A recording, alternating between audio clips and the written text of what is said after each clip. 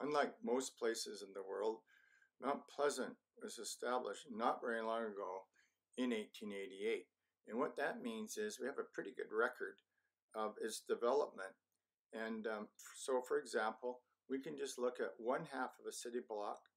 Let's take the half a city block near Kingsway and Broadway, just south of the triangle block, which is the focal point of Mount Pleasant.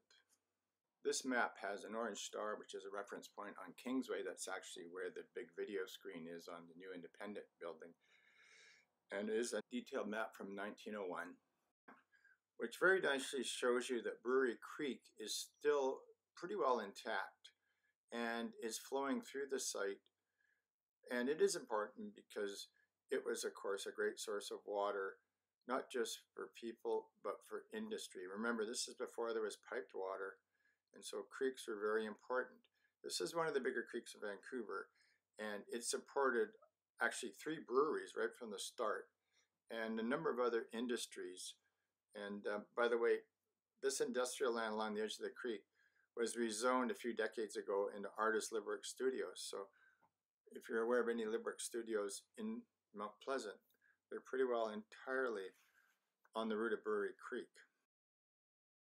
Now, looking on the map at the orange star, which is the art screen, video screen on Kingsway, our reference point for our purposes, if you were to look north up Kingsway in 1890, this is what you would have seen. Obviously, it's winter, and this is before the automobile. Just to consider the bigger picture, you can see Vancouver.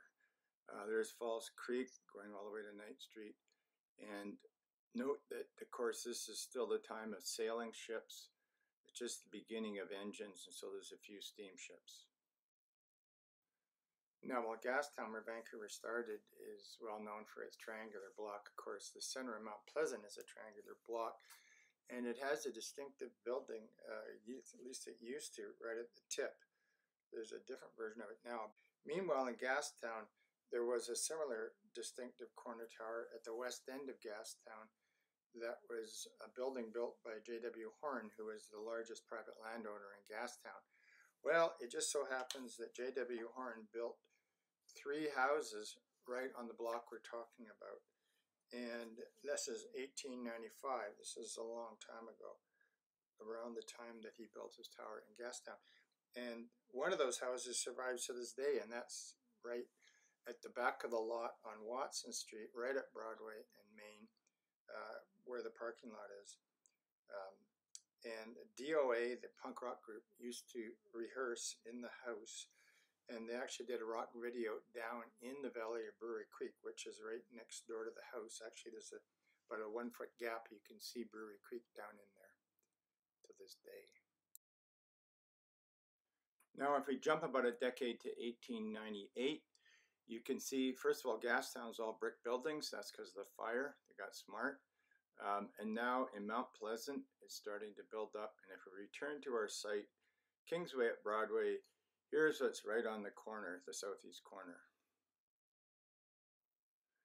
It's a meat market, and this shows you that back then people were getting around by horse, bicycle, and also streetcar to get up from Vancouver. Now, because there were so many horses everywhere, the main mode of transportation really, it's no surprise that on Watson Street in the alley, there was a service that catered to, if you like, the Uber crowd of the day. In other words, a taxi service consisting of very British forms of transportation at that time. Now, in 1916, where is now an empty lot at the corner of Broadway and Main, they built the biggest theater in British Columbia. It was a 1,000 seats movie theater, and it was there for quite a while. In the 1930s, it was redone in Art Deco style, and it's interesting to think about it today. You've got the Hollywood Theatre in the West, which is an Art Deco theater, 1935, which has just been upgraded to basically a supper club with movie screens. And in the East, we have the Rio Theatre, which is pretty popular, and someday that will be redone as well. And in the middle, we had the Broadway Theatre. And so, of course, the Broadway Theatre being right in the center of Broadway. Now, leaving the Victoria era behind at the Edwardian period, we move on to modern times. And so on the southeast corner of the Independent site, we now have a factory for bathing suits. And it was there right up until the 1990s. And of course, the building was torn down for the redevelopment of the towers that are there now.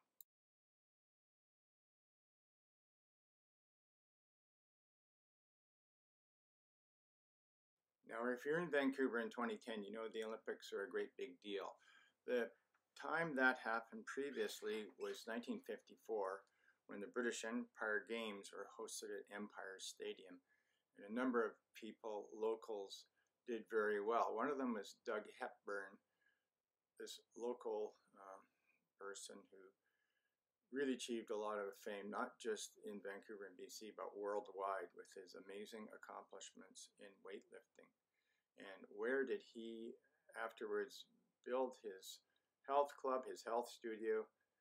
Of course, it was on this art screen site we've been talking about. Moving on to the late 1950s and into the early 60s, the time when the baby boomers were bursting onto the scene, what was very hip was New York City, and particularly Greenwich Village, which there developed a number of jazz clubs and even comedy clubs later on. And fairly often they were in downstairs in basements. Now, and they had brick walls and no windows, rather distinctive. Now, these spaces in Mount Pleasant, back in around 1900, nobody dug down into the ground. There didn't really have any way of doing that very easily. Machines weren't common. You're not going to do it with a shovel.